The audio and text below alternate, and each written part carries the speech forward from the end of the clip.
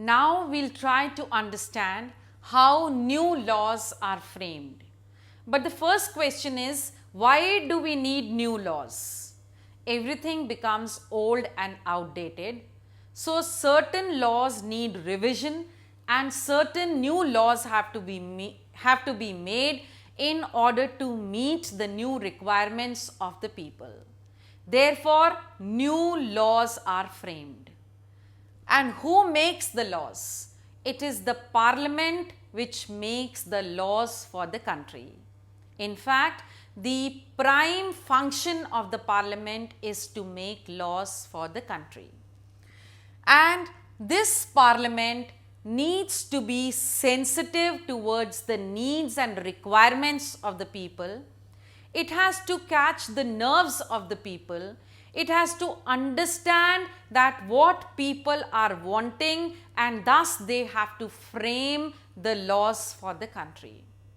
The recent example of 1999, when the Domestic Violence Act was proposed and passed, and the efforts were made by the legal activists and the students who protested against the domestic violence, and a good framework was done on this, according to which now the women has all the right to speak and ask for justice as far as domestic violence is concerned, is a very heartening and also a good example of the new laws which have been framed by the parliament.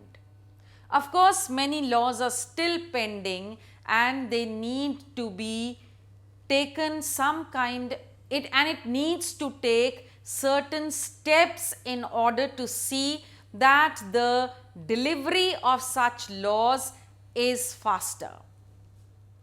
Now, when it comes to laws, we have to understand that the citizen's voice is the most important voice. That is, you and me need to make the government understand that what actually are we wanting from the new law. The people can give their clear message and their voice by the medium of newspapers, television, radios, meetings, and thus media plays an important role in opening the ears of the government, and the government understands what is the need of the hour, what are the people wanting, and thus the new laws are framed accordingly. As we have given the example of domestic violence, so many other laws have been framed now and then depending upon the views, opinions, requirements and needs of the citizens.